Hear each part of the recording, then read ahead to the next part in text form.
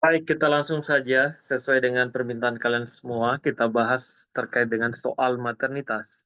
Soal maternitas merupakan soal terbanyak kedua sama dengan keperawatan jiwa anak. Jadi kalian harus banyak benar di soal-soal seperti ini. Nah, kita langsung ke soal nomor satu. Ya, kita gunakan pola Syokal Ruki dalam menjawab soal seperti biasa. Kalian langsung menggunakan pola Syokal Ruki, baca dengan baik-baik. Mulai dari pertanyaan soal. Pertanyaan soalnya di sini adalah tindakan keperawatan ya. Jadi tindakan keperawatan. Kemudian data fokus. Jadi kita setelah mencari pertanyaan soalnya, data fokus. Apa data fokusnya? Kita baca sama-sama. Perempuan usia 26 tahun, G2, P1A0, usia kehamilan 30 minggu, datang ke puskesmas dengan keluhan sesak napas saat beraktivitas.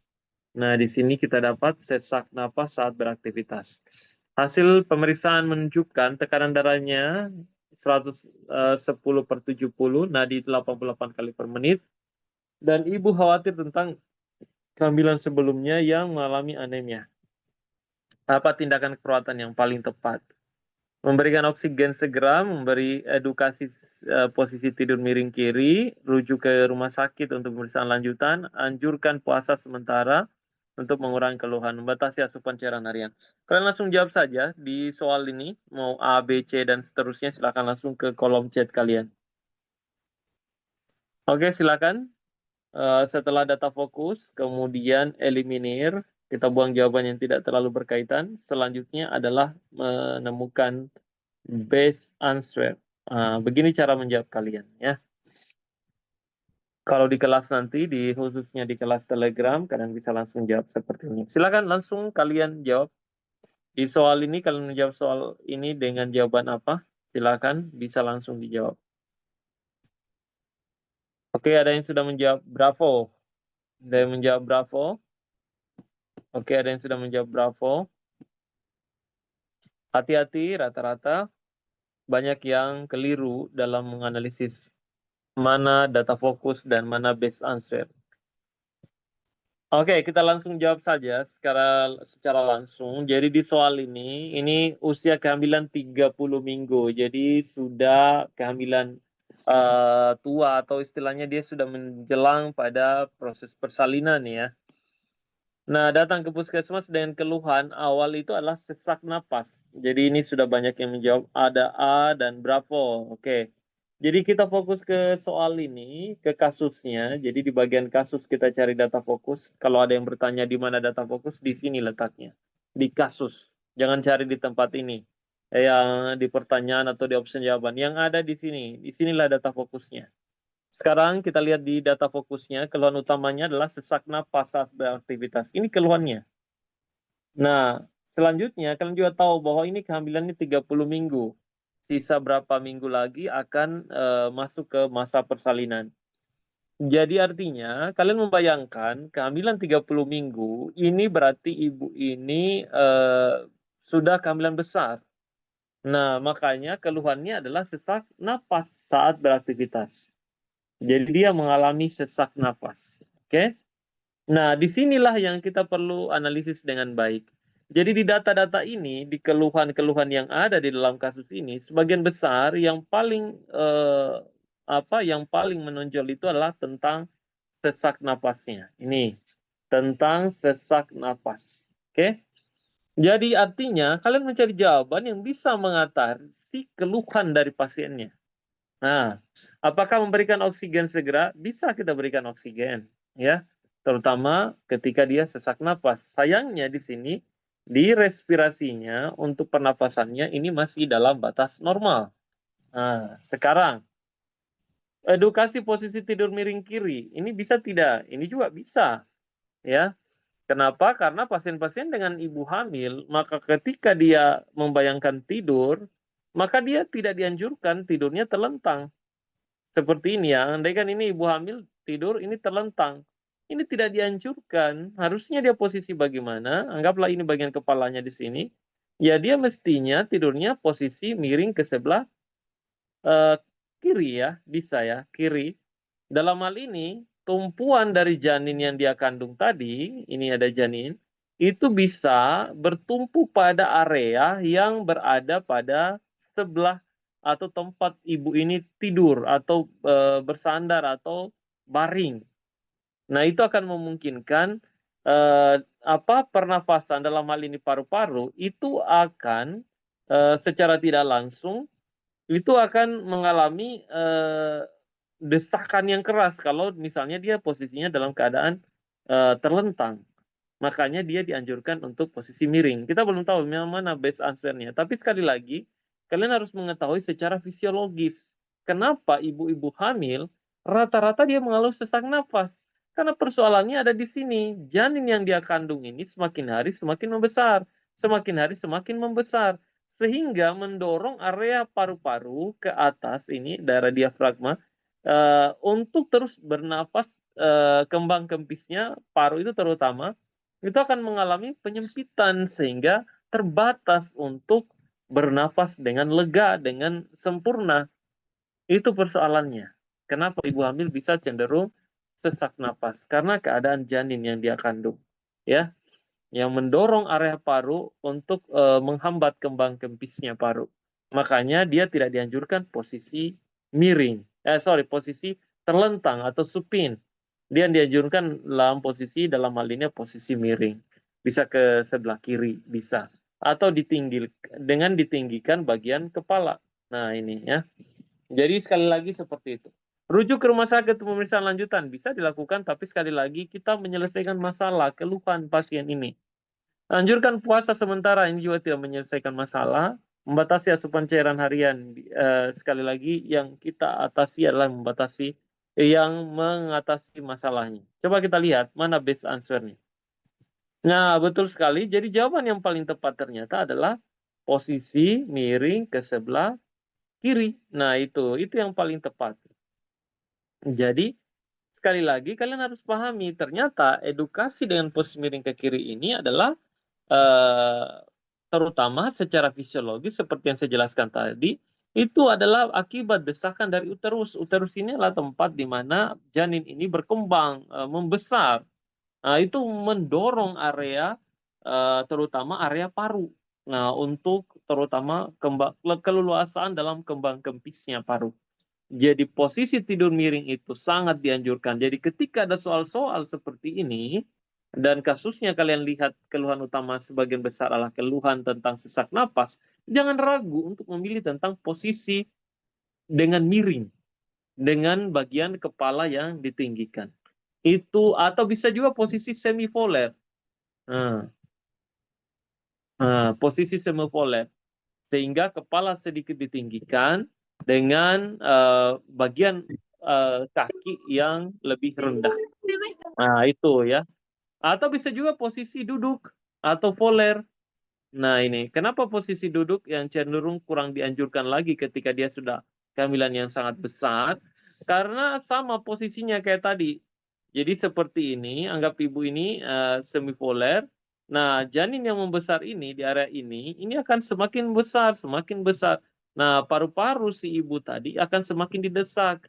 Nah, ketika dia dalam keadaan duduk, maka sama saja seperti ini. Paru-parunya akan terdorong ke bagian dalam. Nah, seperti ini ya. Makanya dia dianjurkan adalah posisi semivoler, setengah duduk.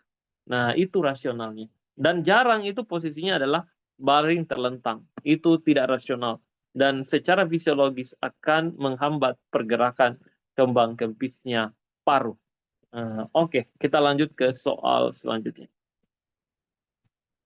Soal nomor 2, silakan langsung kalian jawab dengan baik. Pahami data fokusnya, luar biasa malam hari ini padat sekali. Pesertanya. Silakan langsung kalian jawab soal ini dengan pola Shiokazuki. Pahami baik-baik. Baca dari pertanyaan soal, cari data fokusnya, eliminir jawaban yang tidak terlalu berkaitan, kemudian tentukan mana best answer-nya.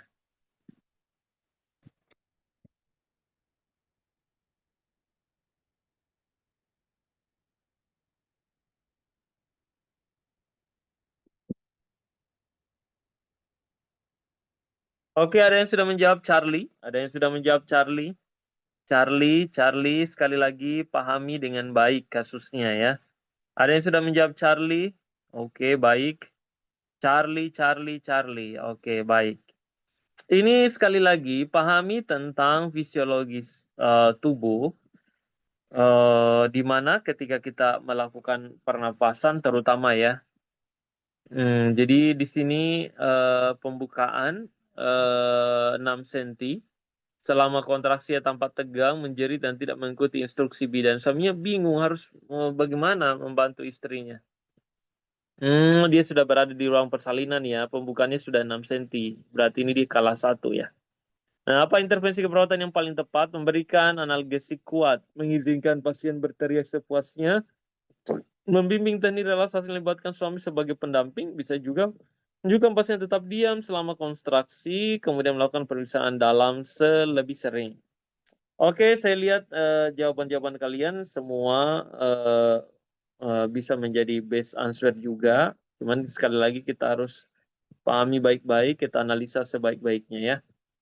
Baik, di kasus ini kita langsung jawab secara keseluruhan. Tolong jangan dulu dicoret-coret. Oke, kita jawab secara keseluruhan. Pertama, intervensi keperawatan. Oke. Selanjutnya, kita cari jadi rencana tindakan yang tepat. Itu yang ditanyakan. Selanjutnya kita cari data fokusnya. Ini usia kehamilan 39 minggu. Artinya sudah masuk masa persalinan. Nah, ini dia sudah berada di ruang bersalin. Dan pembukaannya 6 cm. Ini berada di kala 1 ya. Kemudian, tapi dia fase aktif. Jadi dia kala 1 fase aktif. Selama kontraksi, ia tampak tegang. Jadi selama kontraksi ini, ia tampak tegang, menjerit, dan tidak mengikuti instruksi. Nah, mestinya kan harus mengikuti instruksi, terutama bidan-bidan itu dia sudah paham SOP-nya, bagaimana proses persalinan itu. Dan itu harus diikuti, makanya dia dibimbing. Suaminya ini bingung harus bagaimana membantu istrinya. Ya memang karena dia tidak memiliki keilmuan itu ya, jadi suaminya juga tidak memahami. Mestinya dia sudah punya pengalaman, kalau dia G3, mestinya dia sudah punya pengalaman ya. Apakah memberikan analgesik yang kuat? Analgesik tidak direkomendasikan pada ibu yang bersalin. Nah, itu ya, ingat baik-baik. Ini tidak tepat. Dan rata-rata yang kita pilih adalah non-farmakologis. Itu yang harus kita lakukan. Karena ini adalah persalinan yang sifatnya bukan patologis, tapi ini adalah fisiologis. Artinya ini normal, ini fisiologis, ini sesuai. Dan ini bukan tentang penyakit. Oke, jadi mengizinkan pasien berteriak sepuasnya, bisa saja berteriak, tapi sekali lagi ini ruang bersalin, nah kita harus hati-hati juga bisa mengganggu ketertiban umum. Membimbing teknik relaksasi dan libatkan suami sebagai pendamping. Betul, ini saya sepakat ini, Charlie ini betul. Teknik relaksasi ini, Ibu tarik nafas, mengedan Bu, tarik nafas lagi, diatur lagi nafasnya, tarik nafas Bu, dan seterusnya. Dan terpenting adalah melibatkan suami. Kenapa ini suami harus dilibatkan? Karena secara psikologis dan emosional, ibu ini akan bisa mendengar terutama pada suaminya, dan dia merasa ada keberadaan dari keluarganya. Apalagi ada suami sebagai pendamping hidupnya yang dia sayangi dan cintai tentunya. Karena bisa jadi orang-orang yang terlibat di dalam ruangan ini mungkin akan berpikir, ayo Bu, semangat ya, jangan nanya enaknya aja nih yang semangatnya. Saat mau melahirkan, ayo harus semangat, termasuk dinasihati dengan atau dibimbing sebagai pendamping, khususnya untuk suaminya juga. Menganjurkan pasien tetap diam, nah, ini saya pikir pasif. Melakukan periksa dalam lebih sering, bisa juga lakukan periksa, cuman ini kan sudah pembukaan ya, artinya dia aktif pembukaannya di kala 1. Kita cari apa sih best answer dari soal ini. Ya, ternyata betul jawabannya adalah Charlie. Jadi bagaimana membimbing pasien ini betul-betul bisa di tahap persalinan hingga pembukaannya 10 cm atau pembukaan lengkap. Jadi seperti itu ya. Salah satu peran dari kehadiran suami sebagai pendampingnya adalah mempercepat kemajuan dari pembukaan. Nah, itu yang diharapkan. Dukungan emosional dan teknik relaksasi menurunkan kecemasan, memperlancar persalinan, dan memperkuat peran dari keluarga. Itu ya. Dan kalau ada suaminya yang berlayar, tapi kemudian dia video call sambil diperlihatkan suaminya dari jauh, ayo semangati, ini ibunya menjadi lebih kuat. Nah, itu yang diharapkan, psikologi dan dia mampu merasakan kehadiran dari suaminya. Oke, kita lanjut ke soal berikutnya. Jadi soal-soal seperti ini namanya soal dukungan psikologis ya, kehadiran pendamping. Nah, yang masih jomblo ya, mohon maaf. Nah, lanjut ke soal nomor 3.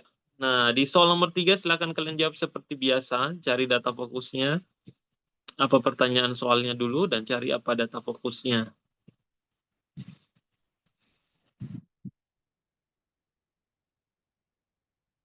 Luar biasa, ramai sekali malam hari ini ya. Silakan langsung saja. Bravo. Oke, langsung jawab bravo, bravo. Oke, luar biasa. Nah, luar biasa, bravo. Nah, ini di soal terkait dengan prinsip etik. Nah, ini yang mengeluh tentang prinsip etik. Sebenarnya prinsip etik itu soal yang paling mudah dijawab. Dan soal tentang prinsip etik itu bisa 15 sampai 20 soal. Nah, kadang sampai 25 soal. Kalau kalian benar semua di sini, luar biasa. Ini soal yang cukup banyak ya. Nah, oke, kita lanjut ya. Jadi di soal ini pertanyaannya tentang prinsip etik. Jadi ini adalah soal tentang prinsip etik. Oke. Selanjutnya kita cari data fokusnya. Yaitu perempuan 32 tahun, kemudian G2P1A0 usia kehamilan 20 minggu. Ini baru 20 minggu. Diketahui memiliki HIV AIDS. Oh, dia HIV positif ya. Ia meminta agar status kesehatannya tidak diberitahukan kepada siapapun, termasuk suaminya. Di sini. Kemudian perawat merasa dilema karena kondisi ini berisiko menular. Betul ya, ini berisiko menular. Apa sikap yang benar sesuai dengan prinsip etik dan legal? Segera memberitahu suaminya demi keselamatan, menjaga kerahasiaan pasien sambil edukasi pentingnya keterbukaan, itu juga penting.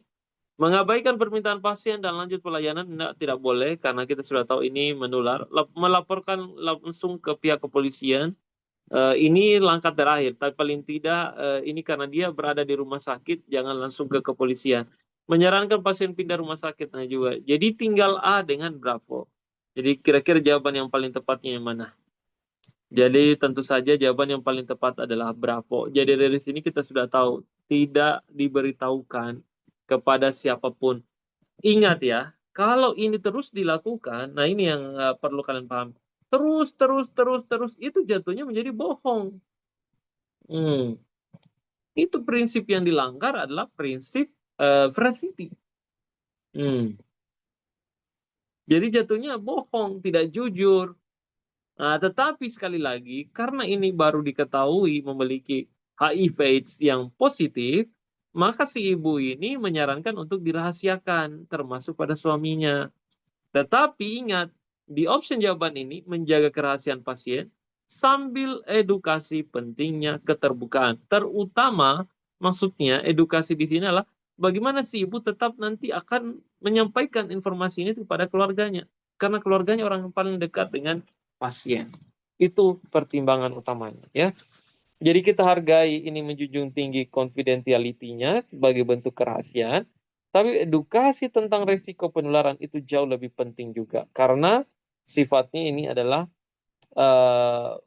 bisa menular ke orang lain. Jadi di sini dilemanya ya antara autonomi memenuhi hak daripada pasien tadi dan yang kedua adalah non maleficent yang membahayakan kepada keluarga dan juga orang lain termasuk adalah perawat. Oke, kita lanjut ke soal berikutnya. Nomor 4, silakan kalian langsung jawab di soal nomor 4. Cari dulu data fokusnya dengan cepat. Pertanyaan soalnya di sini adalah prioritas intervensi keperawatan. Oke, jadi intervensi keperawatan. Dan cari data fokusnya apa. Perempuan usia 23 tahun, G1P ini adalah kehamilan pertamanya. Usia kehamilan sudah 40 minggu, mestinya sudah persalinan ya, ini ya. Dia sudah persalinan dan pembukaan lengkap. Setelah 30 menit mengejan, kepala bayi itu belum lahir, berarti agak lambat ini ya. Ibu tampak lemah kelelahan. DJJ janin 170 kali per menit. Apa yang mesti kalian lakukan? Oke, silakan langsung kalian jawab.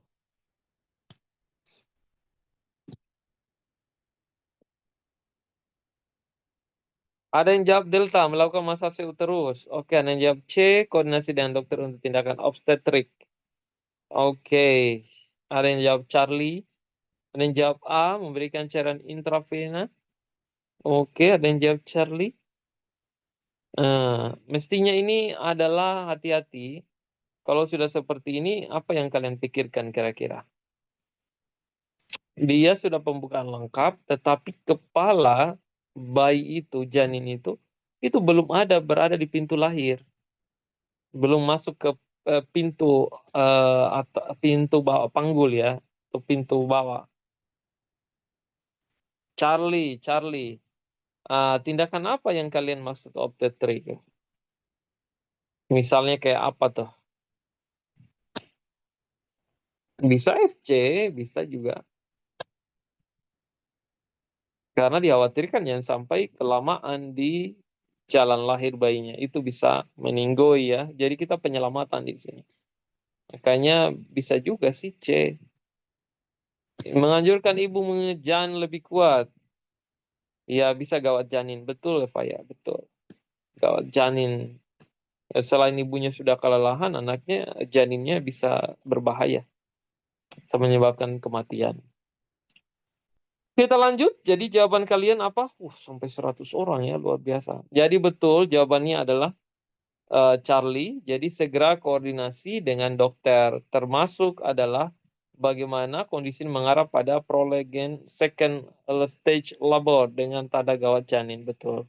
Jadi perawat harus segera berkoordinasi agar ibu tidak berisiko dan ibu dan bayi itu tidak berisiko tinggi. Maksudnya tidak menyebabkan kematian. Si ibu kelelahan bisa juga menyebabkan terjadinya perdarahan hebat kalau misalnya sampai janinnya itu belum keluar juga. Dan dia sudah pembukaan lengkap. Mestinya itu kan dia sudah masuk ke pintu panggul ya. Tapi kenapa bisa itu ada tanda-tanda bahaya dalam persalinan. Makanya harus segera ditangani ya. Jadi makanya koordinasi dengan dokter, terutama obstetrik, dokter SPOG ya. Ini mesti harus ditahu karena dia penanggung jawab dalam persalinan. Kalau ibu dibiarkan lama-lama, kalian bisa diprotes di situ. Yang bisa viral lagi kemana-mana. Oke, kita lanjut ke soal berikutnya. Nomor 5. Perempuan usia 27 tahun, G1P0A1A0, usia kehamilan 10 minggu ya. Yang ditanyakan intervensi. Datang ke puskesmas dengan keluhan mual, muntah, berat, sehingga sulit makan dan minum. Pemeriksaan menunjukkan penurunan berat badan 3 kg dalam 2 minggu. Tanda dehidrasi ringan. Wah, sudah banyak yang jawab ayah. Luar biasa cara menjawab kalian semakin cepat. Semakin hari semakin cepat. Maternitas itu sebenarnya soal yang paling mudah ya. Kenapa? Karena dia lingkupnya cenderung sempit. Dia membahas ibu hamil kayak gini kan. Ibu hamil nih. G1P0A1. Ibu yang melahirkan, ibu yang setelah melahirkan, program persalinan, program ibu kehamilan. Nah, itu semua yang dibahas di maternitas. Tidak lewat dan tidak keluar dari situ ya. Niken belajar baik-baik. Jadi di sini kalau kita baca baik-baik, data fokusnya, intervensinya adalah kehamilan usia 10 minggu. Ini baru ini, kehamilan 10 minggu. Datang ke puskesmas karena mual dan muntah. Nah, ini keluhannya. Kalau kalian baca seperti ini caranya ya, dari mual dan muntah. Cari apa Mas? Cari apa yang dikeluhkan oleh pasien, itu triknya. Jadi triknya itu adalah cari apa yang dikeluhkan oleh pasien. Karena sejujurnya dalam asuhan keperawatan itu, yang kita atasi itu keluhan dari pasiennya. Yang mana paling banyak dikeluhkan? Itu yang kalian atasi. Jangan hanya dilihat-lihati. Yang dia keluhkan di sini mual dan muntah. Itu membuat dia tidak nyaman, tidak senang, tidak enak tidurnya, tidak enak makannya. Akhirnya berat badannya sampai turun 3 kg. Itu kan jadi masalah. Nah itu ya. Jadi ini kita harus atasi. Cara mengatasinya dengan apa? Why? Dengan apa tuh caranya? Gitu simpelnya cara menganalisis soal. Memberikan cairan intravena segera. Bisa diberikan cairan intravena. Tapi apakah itu yang langsung bisa diberikan kepada pasien ini, langsung diinfus. Memberikan obat anti ematik dosis tinggi ya supaya nggak muntah lagi. Menyarankan istirahat total. Lakukan pemeriksaan laboratorium lengkap. Jadi cari opsi jawaban yang kira-kira bisa membantu pasien itu menyelesaikan masalahnya. Coba kita lihat apa best answer-nya. Jadi jawabannya yang betul adalah A ya. Jadi sekali lagi soal seperti ini tidak pernah alfa dalam ujian. Jadi kalian catat dan kalian ingat ini baik-baik. Kalian bila perlu screenshot ini soalnya ya.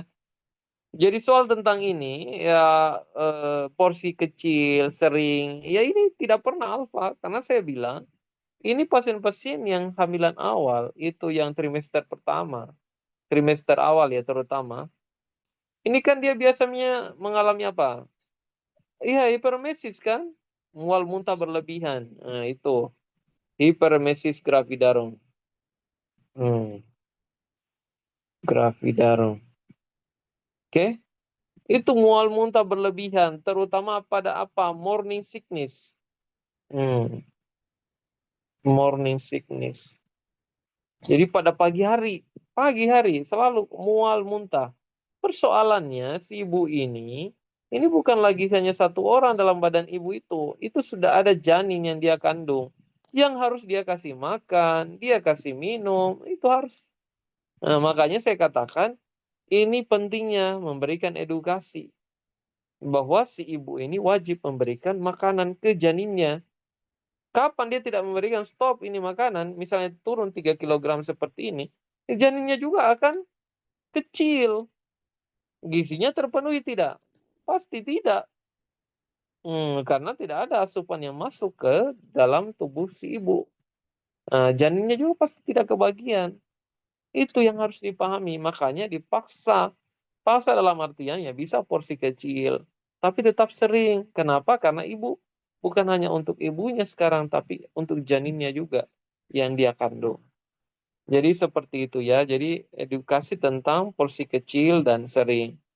Nah, biasanya ini hiperemesis gravidarum ringan.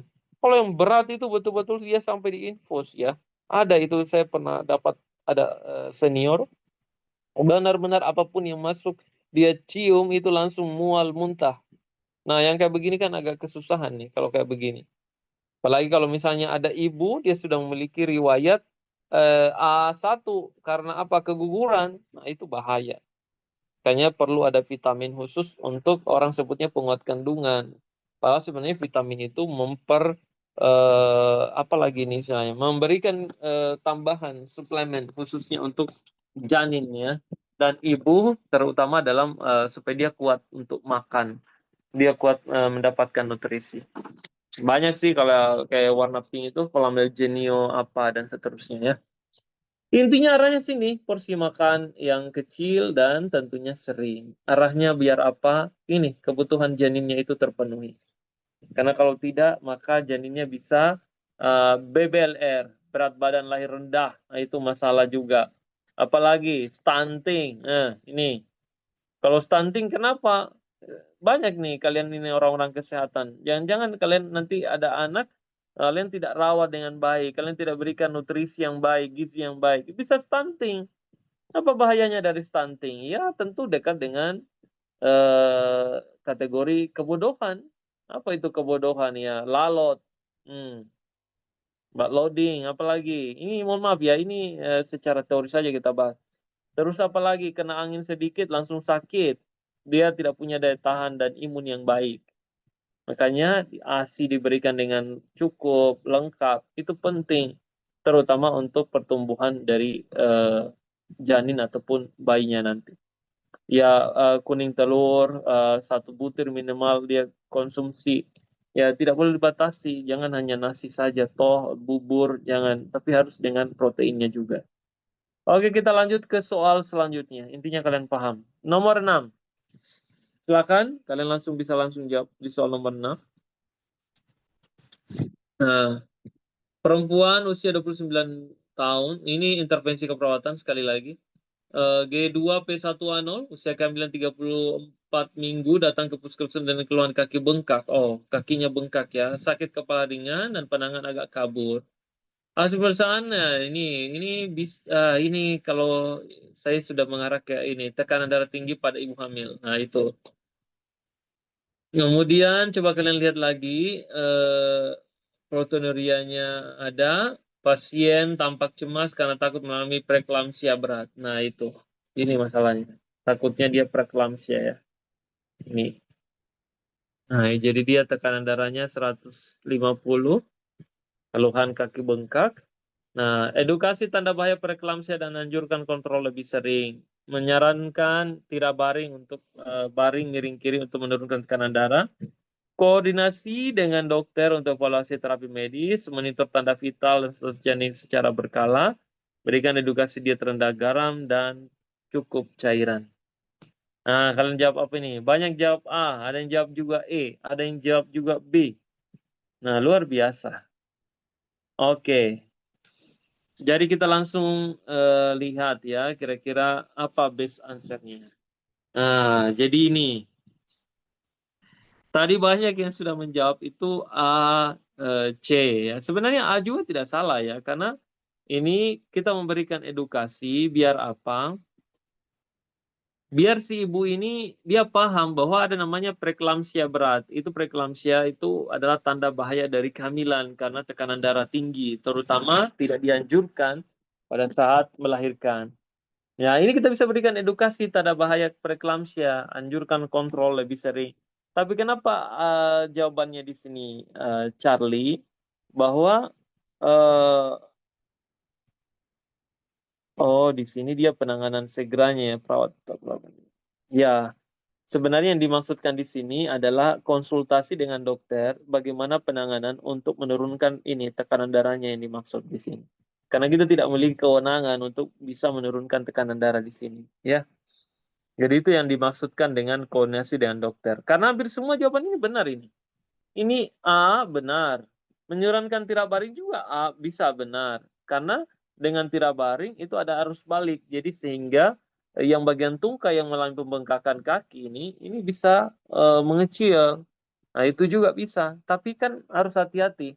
Terutama ini tekanan darahnya sangat tinggi. Nah, itu berarti pada ibu hamil sangat berisiko. Ya, sangat berisiko. Makanya koordinasi yang dimaksudkan di sini adalah terkait dengan medikasi. Karena kan tidak boleh sembarang obat dikonsumsi, terutama pada ibu hamil. Sebenarnya ke situ arahnya, tapi yang lain ini hampir benar semua. E juga benar, jadi tidak ada semua jawabannya tepat. Tapi sekali lagi, tentang kewenangan khusus untuk tekanan darah yang tinggi, yang dimaksudkan oleh soal ini adalah, itu adalah bukan kewenangan perawat, tapi lebih ke kewenangan medikasi, dan bukan semua orang paham. Itu harus dengan resep khusus. Oke, kita lanjut ke soal berikutnya. Nomor 7, silakan kalian boleh langsung jawab. Kalau ada soal ramlah begini, ya itu tadi. Jadi kita back dulu. Nih, kalau soal seperti ini, misalnya ya, ada muncul di dalam kasus, tapi option C-nya tidak ada, maka pilih yang paling mendekati. Misalnya, edukasi tanda bahaya preeklamsia. Apakah dengan edukasi ini akan menyelesaikan dulu masalahnya saat ini? Ya bisa saja, tapi kira-kira mana antara tindakan edukasi dengan Bravo, dengan makanya saya juga tadi bilangnya ini semua jawabannya benar semua. A, B, E ini benar semua, ya. A, B terutama ya, A, B, E itu benar. Nah, sekarang kita lihat edukasi tanda bahaya preeklamsia dan anjurkan kontrol lebih sering. Ini kan bisa kita edukasi, terutama ibu ini dia sudah paham bahwa dia pernah mengalami ini. Oh, sorry. Dia pernah mengalami preeklamsia berat. Nah, jadi dia takut juga jangan sampai kemudian dia mengalami kembali preeklamsia. Makanya kita berikan edukasi. Tapi yang Bravo ini menyarankan tidak baring itu justru mengatasi keluhan ini ya, sorry itu. Mengatasi keluhan dari kaki bengkak ini. Nah, ini. Nah, jadi kalau option jawaban yang mana yang paling mendekati, seandainya C nggak ada, ya bisa B. Nah, bisa juga E. Nah, itu. Bisa juga A. Nah, tinggal kita lihat sesuai dengan kondisi yang terjadi di dalam kasus. Memberikan edukasi diet rendah garam, ini juga benar, dan cukup cairan. Nah, cukup cairan dimaksud ini batasi cairan ya mestinya ya. Nah, itu harusnya ke situ arahnya karena dia sudah kaki bengkak. Makanya dia bukan cukup, tapi batasi cairan tertentu. Nah, ini mestinya seperti itu. Makanya ternyata tidak direkomendasikan. Cuman kalau rendah garam itu memang sudah tepat karena ini dia mengalami hipertensi. Oke ya, jadi seperti itu. Kenapa C jawabannya? Karena ini adalah kewenangan khususnya adalah tekanan darah untuk medikasi. Kita lanjut ke soal nomor 7. Silakan langsung dijawab soal nomor 7. Langsung dibaca apa data fokusnya ya.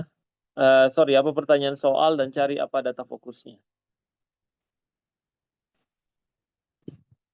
Ini malam ada 20-an soal ini, mungkin lebih. Makanya kita harus ekstra hati-hati dengan cermat dan teliti.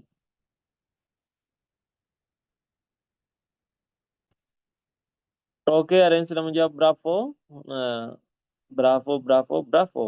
Delta, delta. Oke. Oke, ada yang sudah jawab bravo, ada yang sudah jawab delta. Oke, baik. Oke, kita jawab sama-sama kalau begitu. Sudah jawab bravo, ada yang sudah jawab delta. Nah, ini yang ditanyakan adalah intervensi keperawatan. Kemudian kita cari data fokusnya dalam kasus 31 tahun, G3, P2, A0. Usia kehamilannya saat ini 39 minggu, sebentar lagi persalinan. Oh, sudah bukan lagi sebentar, sudah persalinan. Dengan pembukaan 7 cm. Ini pembukaan aktif, fase kala 1, fase aktif. Kemudian kontraksi kuat setiap 2 menit. Ibu tampak lelah dengan sering menangis dan mengatakan tidak mampu melanjutkan persalinan. Apa intervensi keperawatan yang paling tepat? Memberikan cairan intravena untuk mencegah dehidrasi,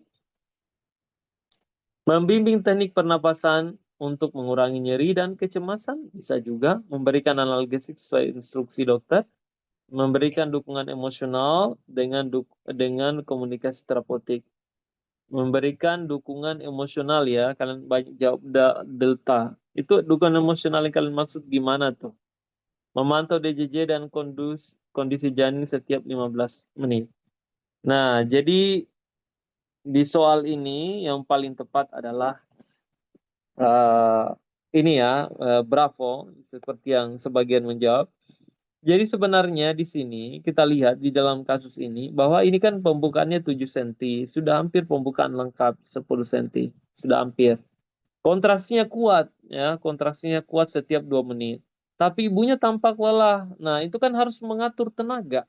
Ibunya ini harus mengatur tenaga. Makanya ada sebagian tenaga kesehatan itu di ruang-ruang persalinan, dia tidak menganjurkan terlalu hal-hal tertentu pada ibu agar tidak membuang energi saat nanti persalinan, masuk masa persalinan. Cuman kayak jalan sedikit, atau kalau dia kemajuan dari persalinannya itu agak lambat, maka dia biasakan untuk jalan aktif untuk apalagi istilahnya kalau ada bola-bola itu. Nah, itu banyak juga yang seperti itu. Jadi itu adalah proses-proses untuk mengurangi kecemasan dan tentunya memperlancar persalinan. Jadi di sini semua optionnya itu sebenarnya relevan, tapi sekali lagi kebutuhan dari ibu adalah bagaimana bisa mengendalikan nyerinya. Nah, terutama nyeri persalinan itu yang hebat, tembus bagian belakang dan tidak bisa dideskripsikan oleh semua ibu saking sakitnya. Nah, kemudian tetap persalinan agar persalinannya tetap ada kemajuan dan dukungan emosional dan monitoring itu tetap penting. Tapi sekali lagi kondisi yang diharuskan di sini adalah bagaimana teknik pernapasannya itu bisa diberikan, terutama teknik napas dalam mengatur tenaganya agar ibu ini mampu mengejar, mampu mengeran dengan kuat-kuat untuk mempercepat proses pembukaan. Itu yang diharapkan ya. Jadi bukan terkait dengan apa nih, memberikan dukungan emosional untuk dengan komunikasi terapeutik sebenarnya bisa juga sekali lagi, tapi yang lebih pada option jawaban yang praktis, artinya langsung to the point itu adalah option B. Kalian bisa baca sendiri ya. Oke, kita lanjut ke soal nomor 8. Hati-hati, sudah sering keliru, kalian harus hati-hati baca analisa dengan baik. Pilih jawaban yang menyelesaikan keluhannya dan praktis langsung dilakukan, diterapkan. Kecuali yang kayak tadi ya, kalau tekanan darah yang tinggi itu bukan kewenangan kita. Sekali lagi hati-hati pada pasien-pasien dengan ibu hamil yang preeklamsia itu cenderung eh, tindakan membatasi asupan natrium, garam itu dilakukan, tapi ketika sudah sangat tinggi itu harus konsul segera ke dokter karena tekanan darahnya harus diturunkan. Tapi bukan sembarang obat itu masalahnya. Nomor 8 silakan, ada yang sudah jawab A? Oke, A. Ada yang sudah jawab A. Oke, baik. Seorang perempuan usia 22 tahun, G1P0A0, usia kehamilan 18 minggu, datang untuk ANC, antenatal ya. Saya yakin soal-soal ini akan muncul nanti di layar komputer kalian. Jadi kalian seberapa mampu memahami dari penjelasan saya ini, kalian bisa jawab nanti juga dengan baik saat ujian. Saat pemeriksaan, perawat menemukan adanya memar di lengan dan ibu tampak takut. Nah, dengan ketika ditanya tentang keluarganya, ibu meminta agar kondisi ini tidak dicatat dan diberitahukan ke siapapun. Oh, ini soal ada juga etiknya ya. Apa sikap perawat yang paling tepat? Menghormati permintaan pasien dan menjaga rahasia sepenuhnya, mencatat temuan direkam medis tapi tanpa konfirmasi tidak boleh, memberikan edukasi tentang kekerasan rumah tangga dan dukungan yang tersedia, ini juga bisa. Kemudian melaporkan kondisi ke pihak berwenang sesuai prosedur hukum, mengalihkan pembicaraan untuk menghindari ketegangan. Ini banyak yang jawab A ya. Banyak yang jawab A ya. Oke, ada juga yang jawab Charlie. Nah, antara C dengan Charlie, ya, Charlie dengan Charlie, antara A dengan Alpha dengan Charlie. Tapi ini analisa kalian nih dibutuhkan di sini. Menghormati permintaan pasien menjaga rahasia sepenuhnya. Sepenuhnya itu kan dia betul-betul tanpa celah sedikit pun ini. Kehamilan 18 minggu dari saat pemeriksaan menemukan adanya memar. Nah ini. Ini kan maksudnya ini memar, ini ya, memar lengan dan ibu tampak takut ketika ditanya tentang keluarganya. Ada trauma dong, itu maksudnya. Begitu maksudnya. Kalian tuh berpikir kritis dengan cepat. Ya, kalau menghormati permintaan pasien menjaga rahasia sepenuhnya, menyelesaikan masalah apa tidak? Saya juga belum tahu nih mana best answer. Tapi menyelesaikan masalahnya apa tidak itu memarnya keluar itu dia traumanya. Ini kan ibu apa? Sorry, bukan usia kami. Iya, ini kan dia artinya dia datang ini, dia memar di lengan. Ada apa? Kenapa dia sampai memar? Ia tampak takut. Nah, ini takut lagi ketika ditanya tentang keluarganya. Nah, ibu meminta agar kondisi ini dicatat. Nah, atau diberitahukan ke siapapun. Ini meminta pertolongan ini sejujurnya.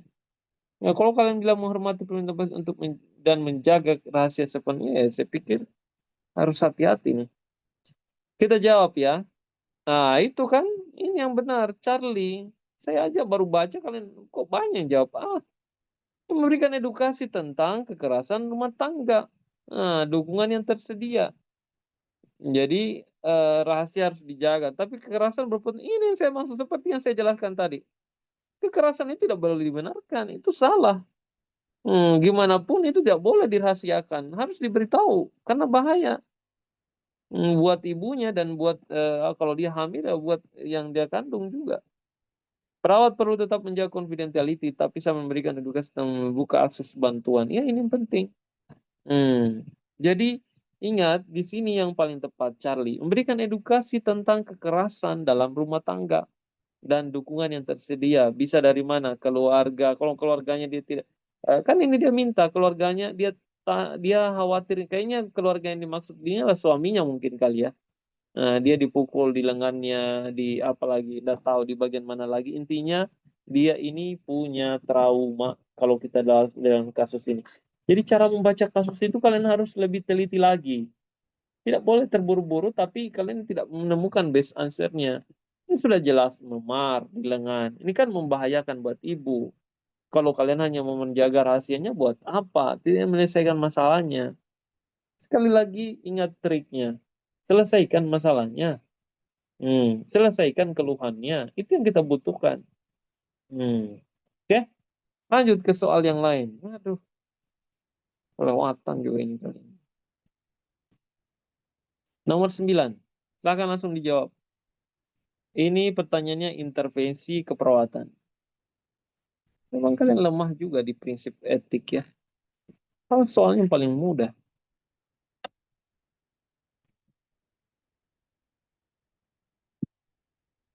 Luar biasa ya, padat ini malam penumpangnya. Nggak ada yang keluar-keluar. Nomor 9, silakan langsung dijawab. Intervensi keperawatan nih. Intervensi keperawatan. Cari data fokusnya. Usia 24 tahun, G1 P0, usia kehamilan 40 minggu, datang ke rumah dengan keluhan tuban pecah ya, sejak 12 jam yang lalu. Kontraksi masih jarang nih. Tapi ketubannya sudah pecah. Mesin keluarga tanpa cemas menunggu keputusan. Edukasi resiko infeksi yang penting, tindakan segera melakukan periksa dalam untuk menilai pembukaan serviks, menganjurkan ibu istirahat total agar energi cukup saat persalinan, memantau tanda vital dan kondisi janin secara ketat, koordinasi segera dengan dokter kemungkinan induksi persalinan. Nah, ada yang sudah jawab E nih, mengerti maksudnya ini ya, dia jawab E, kenapa? Ada juga yang jawab A nih, sorry, jawab apa nih, Charlie.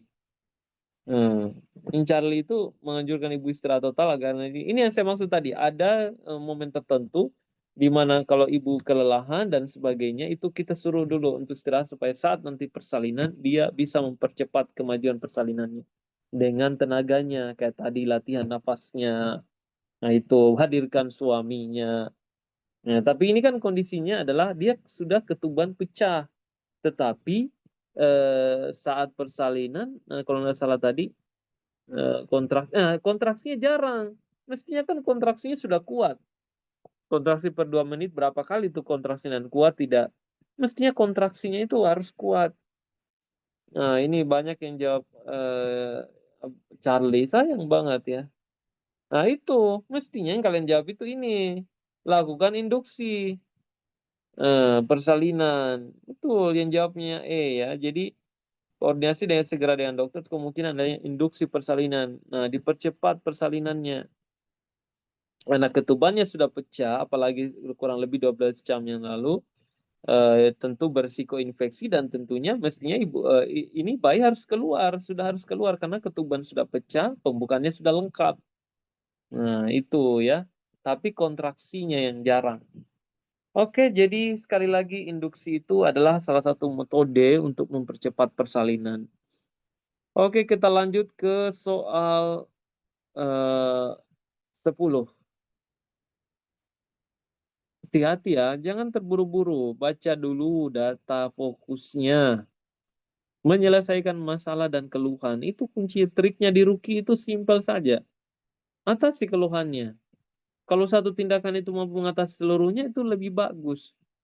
Dibandingkan satu tindakan tapi keadaan pasien statis, nggak ada perubahan. Salah itu tindakannya. Gitu di Ruki, yang diajarkan seperti itu. Oke, cari data fokusnya. Ini pertanyaannya adalah intervensi keperawatan. Oke. Kemudian, cari data fokusnya. Perempuan usia 36 tahun, G4, P2A1. Nah, kemudian usia kehamilan 28 minggu, datang dengan keluhan sering pusing. Nah, ini dia sering pusing, kemudian kelelahan. HB-nya 9 ya. Ibu mengatakan sulit minum tablet FE. Jadi sini persoalannya nih. HB-nya rendah, minum tablet FE, dia sulit minum tablet FE karena menyebabkan mual. Oh, meskipun dia tahu pentingnya mencegah anemia. Memberikan edukasi tentang diet tinggi zat besi dan vitamin C, menyarankan minum tablet FE sebelum tidur malam hari, menganjurkan konsumsi tablet FE bersama jus jeruk. Yang dasar rata-rata jus jeruk langsung pilih C nih. Menyarankan untuk berbagi tablet FE menjadi 2 dosis kecil, merujuk ke dokter untuk terapi lain. Oke, langsung banyak yang milih jus jeruk ya. Rata-rata kita juga haus ini.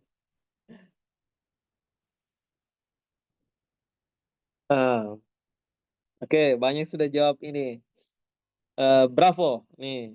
Bravo, Jadi intinya sebenarnya persoalan di sini ibu ini khawatirnya dia anemia. Jadi di situ bukan khawatirnya tapi memang sudah anemia karena HB-nya rendah dan dia diberi tablet FE, dia selalu mual. Itu masalah. Jadi cara membaca kalian kasus itu kalian analisa dengan kalimat kalian. Seolah-olah itu ada yang ibu hamil itu datang di depan kalian sambil berbicara dengan dia.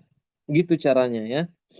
Tolong itu diingat. Begitu banyak trik-trik yang saya sudah beritahu. Jadi kalian sambil catat. Oke, jadi yang benar di sini adalah Bravo. Jadi dengan menyarankan minum tablet FE sebelum tidur pada malam hari. Jadi sebenarnya terutama dia mual ya, masalahnya adalah mual setelah minum pada malam hari dapat menurunkan keluhan sehingga ibu tetap patuh konsumsi. Edukasi diet dilakukan tetapi bukan solusi untuk. Oke. Maksudnya ini kalau malam hari dia bisa langsung tidur.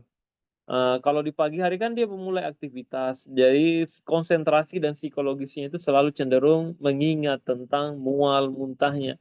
Kalau di malam hari dia bisa langsung istirahat dan tidur, sehingga tablet pun dia akan bereaksi dengan cepat, terutama pada pagi hari nanti. Itu yang dianjurkan ya. Kenapa optionnya adalah bagaimana dia minum tablet FE sebelum tidur pada malam hari. Ya jangan fokuskan langsung jus jeruk ini, aduh. Betul juga kalian ya. Oke, lanjut ke soal berikutnya. Nomor 11. Gak ada yang tidur ini malam ya, luar biasa. Full ini penumpang malam. Nomor 11 silakan, pemeriksaan yang tepat. Nah, kira-kira pemeriksaan apa nih? Keterlaluan juga kalau kalian nggak tahu soal ini. Nah, hasil pemeriksaan yang keluhan, merasakan pergerakan janin. Nah, USG. Nah, oke, DJJ. USG, DJJ ini luar biasa kalian ini ya. Katanya kalian nggak senang materi, tapi kebanyakan kalian senang maternitas ini ya. Oke, jadi ada dua jawaban, lebih banyakan adalah DJJ. Jadi sebenarnya kalian sudah tahu kan data fokusnya di sini apa? Kurang merasakan ini di sini. Fokus kalian di sini. Kurang merasakan pergerakan janin. Biar ditahu pergerakan janinnya, kalian lakukan apa? Sesimpel itu. Kira-kira ini keterlaluan kalau kalian nggak bisa jawab soal ini ya. Jadi apa yang dilakukan? Itu DJJ kan? Nah, detak jantung janin. Nah, untuk mengetahui merasakan pergerakan janinnya, lakukan DJJ. Tapi bisa juga misalnya melakukan USG ya. Tentu ini melakukan dengan detail ya, dengan full. Nah, ya, tapi kan ini kan kita mau mendengarkan. Dia kan ini kurang merasakan pergerakan dari janinnya. Kita dengarkan dengan itu apa sih alatnya itu yang kita tempelkan itu, aduh, apaan lagi namanya. Ya, jadi kita mendengarkan DJJ-nya tadi supaya kita ya Doppler ya betul Juni. Jadi Doppler. Nah, kita lihat, kita dengarkan apakah janinnya berapa DJJ-nya misalnya. Jadi dengan begitu kita bisa memastikan bahwa janinnya ini masih aktif dan alhamdulillah normal misalnya. Jadi itu yang kita harapkan ya. Dengan DJJ kita bisa mengevaluasi segera bahwa janin itu masih aktif. Oke, kita lanjut ke soal selanjutnya. Ya, karena di puskesmasnya. Tapi puskesmas juga sudah mulai dilengkapi dengan USG ya saat ini. Tapi kalau untuk pemeriksaan awal kita mau mengetahui sebagai keterampilan kita ya kita bisa lakukan untuk mengetahui pergerakan janinnya dengan mendengarkan denyut jantung janinnya. Kita lanjut ke soal selanjutnya. Mestinya soal nomor 12 ini. Silakan langsung dijawab.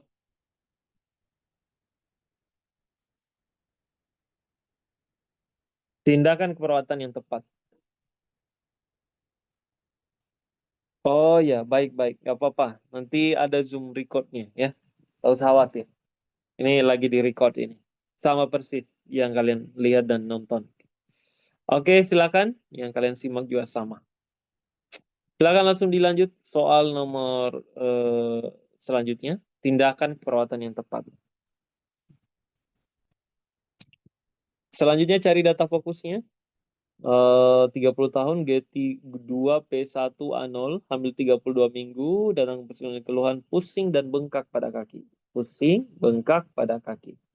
Sejak 2 hari terakhir, hasil pemeriksaan tekanan darah 150, ya dia preeklamsi juga ini, hati-hati ya, dia hipertensi.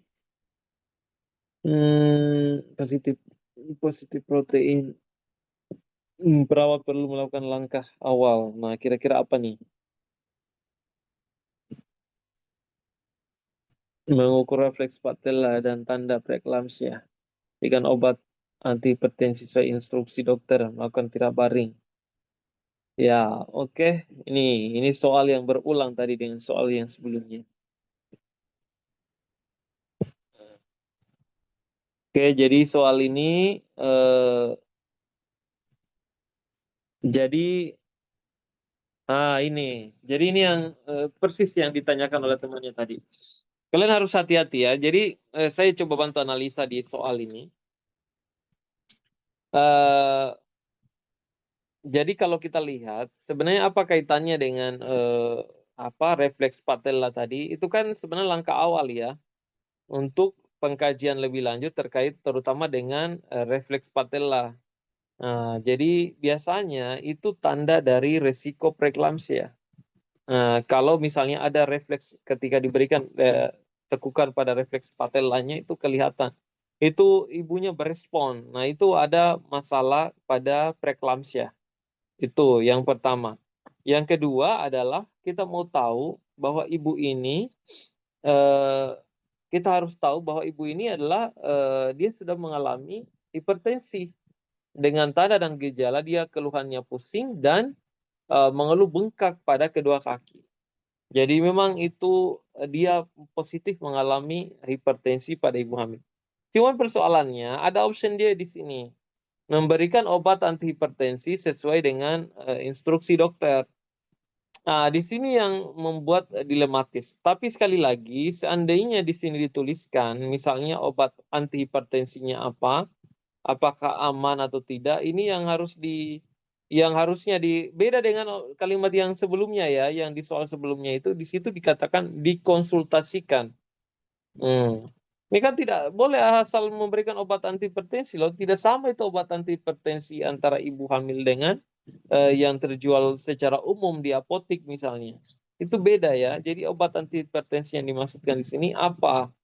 Itu kenapa dia tidak langsung ke option D. Makanya di sini yang bisa dilakukan sebagai tindakan awal tepat, tindakan keperawatan adalah ini mengukur refleks patella dan tentunya mengetahui dari tanda preeklamsia.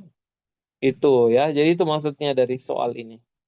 Agak mirip sih dengan itu tadi yang sebelumnya, tetapi sekali lagi ini yang ditanyakan adalah tindakan keperawatan yang harus kalian lakukan saat ini dan di option dia sebenarnya bukan berarti bukan bagian dari tindakan perawatan, tapi ini adalah tindakan kolaborasi, tapi sudah masuk juga sebagai tindakan keperawatan. Cuman persoalannya obat hipertensi yang dimaksudkan ini apa?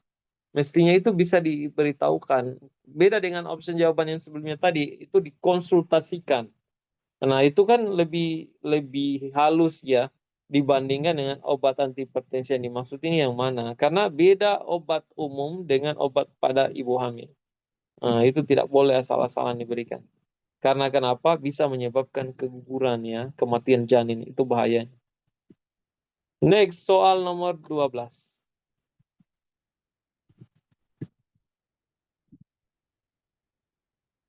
Tindakan keperawatan yang tepat ya. Nah, sekarang tindakan perawatan yang tepat. Perempuan 24 tahun, G1P0A0, usia kehamilan 39 minggu, dirawat di ruang bersalin dan keluhan nyeri perut sejak 6 jam lalu. Hasil pemeriksaan pembukaan servis 5 cm. Nah, ini adalah kala 1. Kontraksi uterus setiap 3 menit selama 40 detik.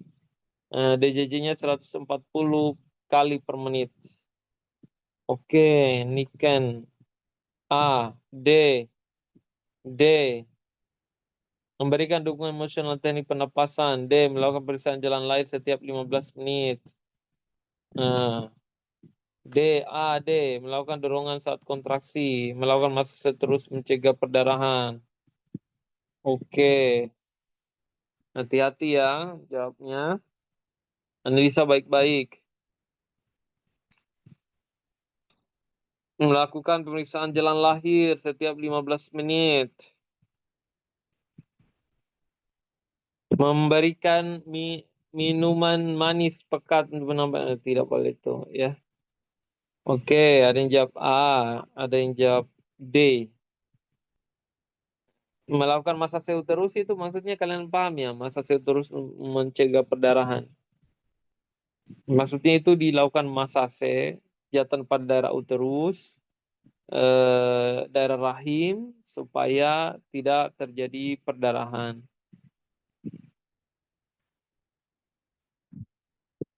Oke, jadi kita lanjut. Di soal ini, pertanyaan soalnya adalah tindakan keperawatan, data fokusnya dia usia 39 minggu, dia keluhan nyeri perut keluhannya sejak 6 jam yang lalu. Nah, pembukaan serviks 5 cm, ini kala 1, fase aktif, kontraksi uterusnya setiap 3 menit selama 40 detik. Nah, oke, jadi yang benar apa? Yang benar adalah A ya, jadi memberikan dukungan emosional dan teknik pernapasan. Jadi maksudnya di sini dia kan mengeluh nyeri hebat ya. Jadi nyeri hebat pada perut sejak 6 jam yang lalu. Jadi relaksasi napas dalam yang dimaksudkan di sini sebenarnya ya. Jadi teknik relaksasi supaya bisa mempercepat dari pembukaan 5 cm ke 10 cm. Itu maksudnya. Kalau kalian memilih tadi yang delta, melakukan pemeriksaan jalan lahir setiap, ya kan sudah diperiksa bahwa di sini kan setiap jalan lahir maksudnya kita VT ya. Nah, cuman kan ini kan yang dimaksudkan supaya terjadi pembukaan dari 5 ke 10 cm atau pembukaan lengkap. Itu maksudnya. Dengan apa? Dukungan emosional, dengan apa? Dengan kehadiran keluarga, suami. Teknik pernapasan kayak tadi, latihan napas dalam atau menghemat energinya, gimana caranya biar dia tidak kelelahan sampai nanti ke pembukaan lengkap. Itu maksudnya, ya. Nah, dorongan mengejan baru dilakukan kala 2. Jadi yang pertama memang kala 1 itu adalah pembukaan. Fokus asuhan kita adalah bagaimana kenyamanan ibu memantau kemajuan persalinan. Ini yang saya jelaskan tadi. Dari persalinan pembukaan 5 ke 10. Itu maksudnya. Ini ada di kala 1 semua ya. Oke. Kita lanjut ke soal berikutnya. Nomor 13. Hati-hati, selalu kalian ini sudah berapa kali soal, mungkin 5 atau 4 soal ada yang keliru ya. Nah, oke, silakan langsung dijawab soal yang ke-13. Nah, intervensi keperawatan yang tepat. Jadi di sini 27 tahun, G2P1A0, hamil 39 minggu, memasuki kala 2 persalinan. Jadi kala 2 itu sudah infartu persalinan ya. Jadi pembukaan sudah lengkap dan masuk persalinan. Itu kala 2, kalian ingat. Hasil pemeriksaan pembukaan lengkap. Nah, itu pembukaan lengkap. PJJ-nya 150 kali per menit. Kepala janin sudah tampak di introitus. Oh, di pintu, di mulut, di mulut panggul ya, di bawah panggul. Ibu tampak lelah tetapi kontraksi masih kuat. Nah, kira-kira kalian, bravo, mengajarkan teknik mengejan yang benar saat kontraksi. Menganjurkan ibu istirahat sambil menunggu kontraksi. Nggak boleh. Memberikan cairan intravena. Lakukan masase fundus dan mempercepat kelahiran. Memberikan analgesik. Nggak boleh. Oke, banyak yang jawab bravo, banyak yang jawab delta. Jadi delta dan bravo. Mana yang benar? Coba kita lihat ya. Jadi intervensi keperawatan dan ini di kala 2 persalinan. Di kala 2 itu adalah pembukaan lengkap ya. Dia masuk ke persalinan. Nah, kira-kira yang mana yang benarnya? Jadi yang benar adalah bravo ya. Jadi mengajarkan mengejan yang benar saat kontraksi. Jadi mengejan bu saat kontraksi. Brojol lah misalnya seperti itu.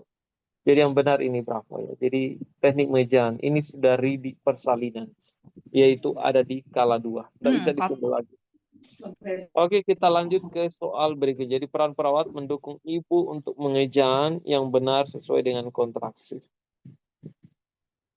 Kita lanjut ke soal nomor 14.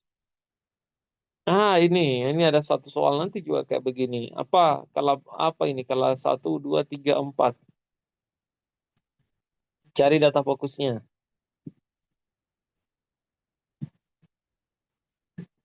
Nah, silahkan dicari data fokusnya. Datang kehamilan 39 minggu. Kemudian bersalin keluar nyeri 4 minggu. Ini aja sih yang kalian lihat. Pembukaannya sudah 6 cm. Itu kala berapa itu? Keterlaluan kalau kalian nggak tahu nih. Kala 1 ya. Oke. Ada yang lain?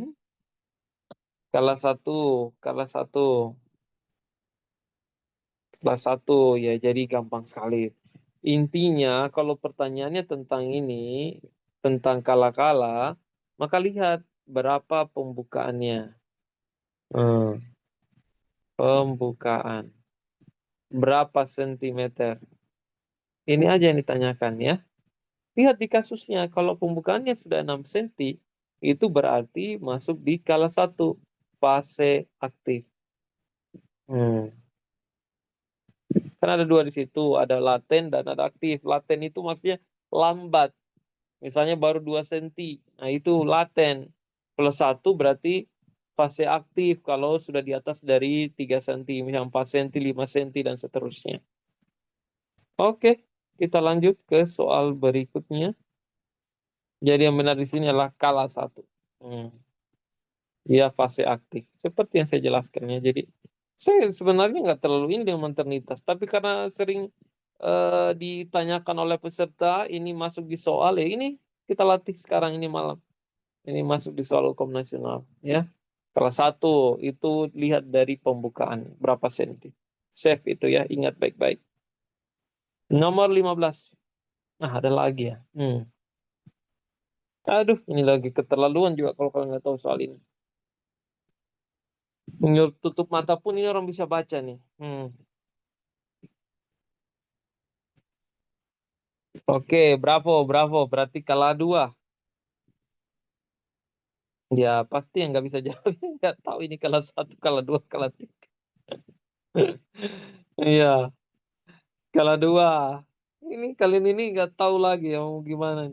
Saya sudah beritahu bahwa soal ini ada di depan layar komputer kalian. Mungkin di sesi 1, sesi awal, sesi ini, di sesi apa. Intinya ada nih. Ya, kalian tinggal pahami toh. Oke, kita lanjut di soal ini ya.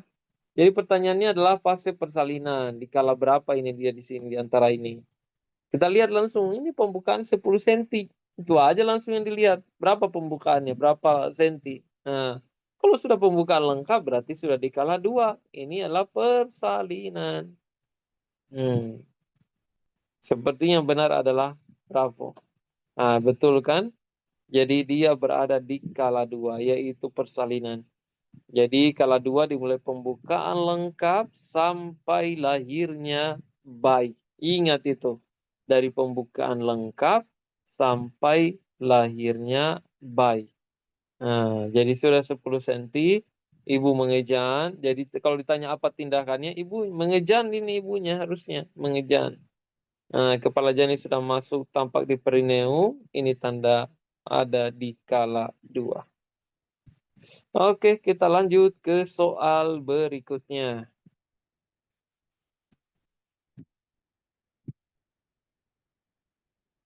Oh, ini postpartum nih. G1P1A0. Jadi melaporkan masih keluar darah dari jalan lahir. Jadi dia sudah postpartum. Nih, postpartum. Soal gampang juga ini. Postpartum. Nah, kira-kira kalau ada darah sudah keluar, masih keluar tuh. Sudah berapa hari? 3 hari ini. Hari ketiga, tapi masih ada keluar darah sedikit. Itu apa namanya?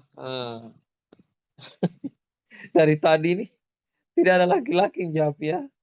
Aduh. Padahal soal gampang, mau laki-laki perempuan ini harus tahu ini. Ah, Gimana sih ini? Bravo, bravo. Rohia ya, jadi Lohia. Iya Juni, gimana ini? Laki-laki kayaknya ngumpet semua ini. Tapi ini padat, laki-laki full juga ini saya lihat. Mungkin menyimak kali ya. Atau lagi menunggu persalinan istrinya itu. Oke, kita lanjut ya. Jadi ini hari ketiga. Enggak, ini paling gampang ini. Lohia, ini kan Lohia, itu Pak yang jawabannya benar. Jadi lohia itu berarti ada cairan atau ada sisa-sisa dari proses persalinan yang masih keluar. Gampang sekali, masih keluar. Udah hari ketiga, hari keempat, masih ada keluar. Itu normal. Ingat ya, itu normal. Tidak perlu dipermasalahkan. Kadang ada orang, itu ibu, panik. Kenapa dia panik? Karena takut jangan sampai ada masalah. Jangan sampai ada apa-apa dengan kandungannya. Padahal itu adalah proses dari sisa-sisa persalinan yang masih ada. Makanya keluar sedikit darah segar, itu masih normal. Itu namanya lohia. Nah, itu ya. Jadi di nomor 16 itu betul. Jadi namanya adalah lohia. Jadi ini yang ini juga yang tidak kalah penting. Jadi lohia hari pertama sampai hari ketiga lohia rubrah. Nah, itu warna merah segar, darah segar. Kalau hari keempat sampai hari ke-10 itu namanya lohia serosa. Dia warnanya apa? Kecoklatan campur merah muda. Nah, itu bisa ya. Nah, kemudian hari ke-10 sampai hari ke-14 ini bisa kalian simak lohia alba. Nah, putih kekuningan. Nah, itu. Itu ya, jadi itu adalah namanya lohia, cairan yang keluar dari uterus atau jalan lahir setelah persalinan. Oke, kita lanjut ke soal berikutnya. Padat penumpang malam ini. Oke, lanjut ke soal nomor 17. Ah, ini soal paling gampang juga nih. Jadi kayak tadi tuh, apakah ini ya rubra, serosa, alba? Kalau alba sama rubra tadi kan 1 sampai 3 hari pasca persalinan darah segar itu rubra, serosa, coklatan bisa warna pink muda. Dia di atas 4 hari. Alba, C, lohia alba. Yakin? Banyak yang keliru nih. Apa C? Ada yang jawab C ya, ada yang jawab B. Aduh. Alba, alba, alba. A dan ah terlaluan juga ini kalian ya. Iya, infeksi berbau busuk. Gimana sih ini kalian? Itu sudah tidak normal. Rubra, serosa, alba itu masih normal. Kalau sudah berbau busuk itu ada infeksi. Gimana? Iya, banyak jawab itu alba, alba, alba, alba. Aduh, delta. Juni ya, baru karena sudah mendengarkan. Ya, Charlie, alba, alba. Coba kita lihat ya. Jadi intinya ini, maksudnya begini. Sudah postpartum, wahai kaum laki-laki tetap berada di sini. Menyimak, mendengarkan istrinya akan segera melahirkan. Nah, cairan, jadi cairan yang sering keluar pasca postpartum, jadi postpartumnya ada cairan keluar, itu namanya lohia. Nih, lohia ini masuk di soal UKOM. Nah, selanjutnya, kalau tandanya itu misalnya berbau tidak sedap, busuk, kemudian apa lagi? Jumlahnya cukup banyak dan intinya ada berbau busuk ya. Kalau dia sudah berbau busuk, busuk dalam artian di sini berarti ada infeksi. Hmm. Sebut saja bernanah misalnya. Hmm. Itu berbau busuk. Nah itu berarti lohia apa namanya? Sepertinya begitu ya. Cuman sih kita lihat saja ya. Lohia apa? Itu kan lohia prulenta. Ini yang saya maksud lohia prulenta. Jadi dia bau busuk campur nanah. Itu karena adanya infeksi. Ini yang perlu dilaporkan kalau ada. Kalau ada kasus seperti ini namanya lohia yang perlu dilaporkan itu lohia prulenta. Jadi ini yang berwarna merah segar itu rubra, serosa dari 4 sampai 10 kecoklatan atau warna merah muda. Alba itu putih kekuningan. Nah, ini memang ada kekuningan, berwarna kekuningan, tapi kekuningan dimaksud di sini berbau tidak sedap, yaitu berarti nanah. Nah, ini ya lohia prulenta ini kekuningan, kehijauan, berbau tidak sedap atau bau busuk. Nah, itu disertai dengan infeksi kan? Nah, itu. Ya pasti demam itu reaksinya saja. Kalau hemorrhage postpartum itu kan berarti perdarahan tapi tidak ada kaitannya dengan di kasus ini. Oke, jadi yang benar di situ apa? Lohia, Prulenta. Banyak sekali yang salah tadi. Aduh, keterlaluan juga ya. Itu dicatat itu. Masuk satu soal yang beginian. Next, soal selanjutnya.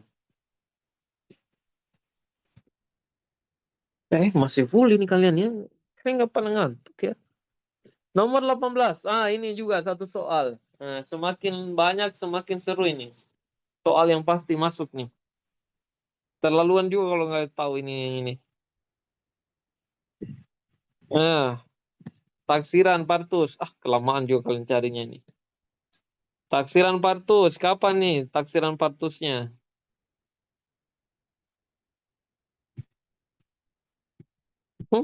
Lama banget itu nikahnya. Sudah lama-lama.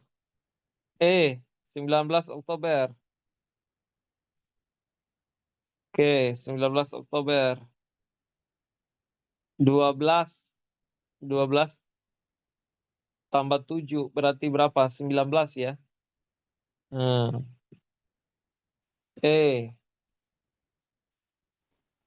Malaysia oke. Harry Juni oke. Baik. Jadi di soal ini gampang banget ini soalnya ya. Mulai ada laki-laki yang masuk nih. Mulai ada laki-laki yang menjawab. Nah ini. Ini taksiran partus ya. Kita gunakan rumus Nagel. Jadi itu rumus Nagel itu adalah rumus yang digunakan sampai saat ini ya. Mungkin sudah melahirkan istrinya makanya sudah hadir di sini. Selamat atas kelahirannya. Nah, sekarang kita fokus ke sini ya. Jadi yang ditanyakan di sini taksiran partus. Saya tidak bisa fokus gara-gara lagi-lagi itu. Atau mungkin sudah dimarahi sama istrinya ya. Menjaga siaga 24 jam. Jadi dilihat di sini. Eh, rumus Nagel ini adalah rumus taksiran partus yang akan masuk dalam soal hukum. Ini jadi kalau nanti kalian punya laki-laki, suami, tolong jangan disiksa ya, jangan dijajah dari ngidamnya, melahirkannya, sampai pada membesarkan anaknya ya. Nah, jadi kayaknya laki-lakinya trauma. Nah, sekarang kita masuk ke rumus Nagel ya. Jadi ini taksiran persalinan ya. Jadi yang harus kalian lihat langsung adalah ini HPHT-nya. Jadi gimana pun panjangnya kasusnya, kalau tentang taksiran partus yang ditanyakan, simple, langsung lihat HPHT-nya. Nggak ada cara lain, langsung ke situ. Itu kalian bisa hemat waktu. Oke, hemat waktu, itu yang ingat. Nah, langsung lihat tanyakan taksiran persalinan, kapan HPHT-nya, itu aja. Ini 12 Januari, berarti 12 ditambah dengan 7. Hasilnya adalah 19. Oke, Januari, berarti dia bulan 1. 1 ditambah 9. Nah, itu kan. Kenapa? Karena dia di atas dari bulan Maret. Nah, seperti ini. Kapan lebih dari bulan Maret? Bulan 3, maka itu dikurang 3. Kapan apa lagi? Sorry, tandanya salah ya. Nah, ini. Nah, lebih dari bulan 3 itu kurang 3. Kalau kurang dari 3 itu tambah 9. Itu aja rumusnya. Nah, sekarang tambah 9 berarti adalah 10. Oke. Jadi 19 Oktober 2025. Tahunnya tidak boleh ditambahkan karena itu tetap 2025. Kita hitung simpel banget. Jadi berarti sini Januari, Februari, Maret. Jadi Januari, Februari, Maret, April, Mei, Juni, Juli, Agustus, September, Oktober, November. Sampai berapa nih? Sorry, sampai Oktober ya. Jadi Oktober 1, 2, 3, 4, 5, 6, 7, 8, 9. Sudah lewat ternyata. Sudah 10. Sudah hamil siluman ini kalau sampai 12. Jadi 9 ya, jadi 9 bulan bisa dihitung. Berarti sampai 9. Berarti Oktober ya. Oke, jadi seperti itu caranya mencari soal seperti ini. Sangat gampang banget. Kita cari lagi soal berikutnya. Hmm, Oh, 12 Oktober 2000 19 harusnya, sorry. Harusnya di sini 19 ya, tambah 7. Hmm. Oke, next soal nomor 19. Silakan langsung dijawab. Ini soal juga satu soal. Nah, kalau kalian nggak tahu ini keterlaluan juga ini. Berapa G-nya? Berapa G-nya ini? Ayo. Ah, kelamaan juga kalian ini jawabnya. Berapa G-nya ini? Jadi dia polikebidanan untuk pemeriksaan kehamilan. Dia menyebutkan pernah hamil 3 kali. Berarti G-nya berapa? Nggak mungkin kan 3, sekarang ya 4. Oke. G-nya berapa? Itu kan yang kita jawab ini G. Jadi ini namanya status obstetrik, catatan obstetrik ya. G-nya berapa? Berarti G-nya di sini dia bilang dia sudah hamil 3 kali nih, hamil 3 kali. Berarti saat periksa sekarang di kehamilan periksa sekarang itu tambah 1 berarti 4. Oke. Sekarang kita cari P-nya. Berapa P-nya? Kita cari sama-sama. Belumnya kehamilan pertama melahirkan bayi hidup. 1. Oke. Kemudian kehamilan kedua mengalami keguguran. Kehamilan ketiga melahirkan bayi hidup. Berarti 2. Oke. Hmm. Saat ini ya sedang hamil kedua. Berarti G4. G4 P2. Nah itu kan. eh, jadi kenapa 2? Di sini kan kehamilan pertama melahirkan bayi hidup. 1. Nih 1. Kemudian keguguran 1 kali. Berarti A-nya 1 ya. Ini dia keguguran 1 kali. Itu gampang banget ini. Hmm, keguguran. G4P2A1. Ada nggak di sini? Jawabannya adalah delta. Itu satu soal yang begini. Simple banget loh ini. Soalnya. Jangan dilangkahi. Itu soal paling gampang. Nah, delta ya. G1P2A1. Jadi P2 P-nya di sini 2 melahirkan ini bayi hidup. 1 bayi hidup mana lagi? Ini juga 2. Jadi P-nya 2. Oke, kita lanjut. A-nya paling mudah dicari. Kalau A itu aborsinya paling gampang ditemukan. Ada yang tekniknya itu dia cari dari belakang. A-nya 1, oh A-nya 1, A-nya 1. Berarti hapus semua yang ini. Ini hapus. Nah, itu caranya kayak gitu. Trik aja sih itu. Lanjut ke soal berikutnya. Hmm. Si ada atau sudah habis nih? Si ada. Yuk.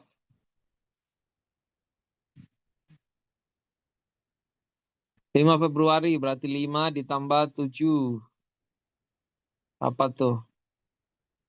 Ayo semua cepat. Kelamaan juga kalian menghitungnya.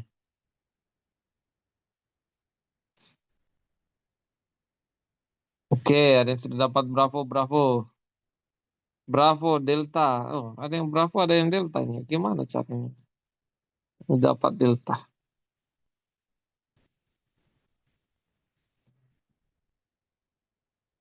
Bravo. Oke.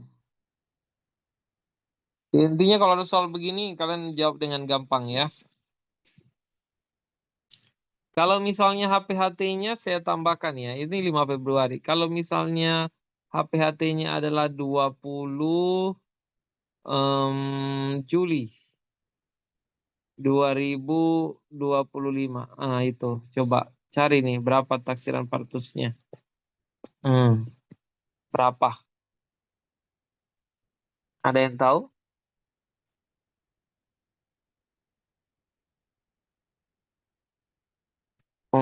Ada yang sudah dapat. 27 bulan 3 2026 betul. Jadi Juli kan itu di atas dari bulan Maret, berarti dikurang 3, berarti 20 ditambah 7, kemudian 7 Juli kan bulan 7 ya, 7 dikurang 3, sorry. 7 dikurang 3. Dan tahun yaitu 2025 ditambah 1. 2025 ditambah 1. Gitu caranya. 20 ditambah 7, 27. 7 dikurang 3 berarti 4. Dan 2025 tambah 1 berarti 2026. Nah, jadi dia akan melahirkan di tanggal 27 bulan 4 2026. Itu. Oke. Jadi soal ini yang paling tepat adalah 5 Februari ditambah dengan 7 berarti 12. Februari adalah bulan 2 berarti 2 ditambah 9. Nah, itu hasilnya adalah 11. Jadi November. 12 November. Ada enggak? 2025. Oke. Masih ada. 5 November. Salah ini lagi ya. Jadi harusnya 12 November 2025. Nomor 21. Silakan dicari apa data fokusnya. Berapa G-nya? Ini kayaknya soal terakhir ini. Ayo, lebih semangat. Mana G-nya? Berapa nih? G-nya berapa? Kelamaan banget itu. Ia menceritakan kehamilan pertama melahirkan bayi. Cukup bulan hidup 1. Berapa ini? Kehamilan kedua 2. Kehamilan ketiga 3. Berarti 4 nih. G4. G3 atau 4? G3. 3 apa 4? G-nya 4. Kenapa? Ini kan masa nggak lihat ini. Ia menceritakan kehamilan pertama. 1. Kehamilan kedua. 2. Gampang banget. Kehamilan ketiga. 3. Kehamilan saat ini. Ini yang keempat. Berarti 1, 2, 3, 4. Maka G-nya 4. Oke, hapus jawaban yang G-nya bukan 4. Ini dihapus. Nah, ini juga dihapus. Ya, tersisa 3. Gitu cara menjawabnya. Antara B, C, dan D. Nah, sekarang kita cari P-nya. Berapa P-nya? Nah, di sini menceritakan yang pertama, ini pertama melahir dengan cukup bulan hidup. Ya, 1. Ini. Kedua, prematur meninggal. Tidak usah hitung. Berarti A-nya 1. Kehamilan ketiga, yaitu keguguran 8 minggu. Nah, sudah ada ya. Nah, itu berarti dia 2P, G4, P2, A1. Oke, jadi yang benar di sini adalah harusnya G4, P1. Dari mana P1-nya? Bukan, salah ini. Harusnya itu P-nya 2. Karena dia lahir ini 1, cukup bulan hidup 1. Kemudian lahir lagi di sini. Kehamilan cukup bulan lagi ya. Berarti. Oh, sorry. Kehamilan ketiga, keguguran 8 minggu. Oh, iya harusnya P-nya 1. Nah, P1. Betul ini. Harusnya P-nya 1, A-nya 2 mestinya ya. Karena 1 melahirkan bayi cukup lahir. Kehamilan kedua lahir prematur. Namun bayi meninggal. Oh, kehamilan lahir prematur, bayi meninggal. Berarti terhitung meninggal 1. Keguguran 2. Oh, mestinya kegugurannya 2 ya. Ya, tapi lahir sih ya, betul. Melahirkan, betul. Mestinya tetap terhitung lahir.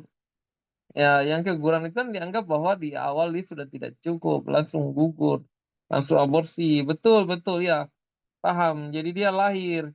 Makanya terhitung lahir. Betul, betul. Ya, P2 tetap lahir, betul. Jadi dia memang P2 ya, tetap lahir.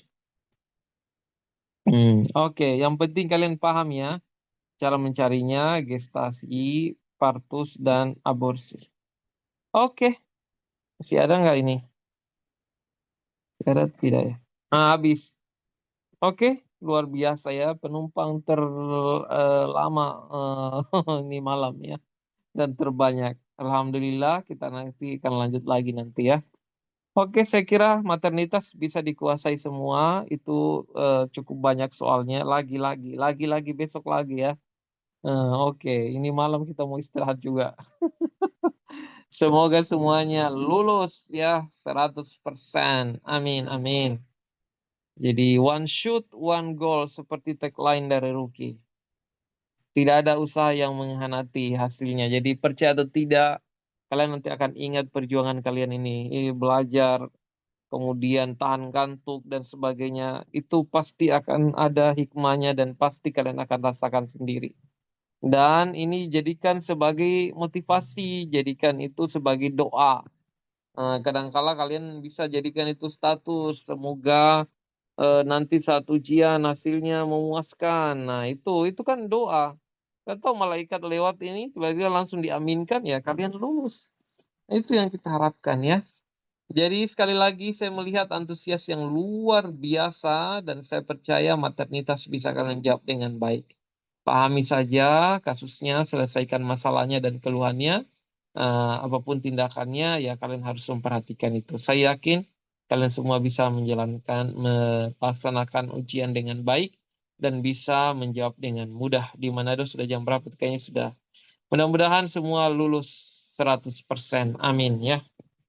Saya kira cukup. Saya menunggu nanti di saat pengumuman semuanya apa tuh forward ke Ruki.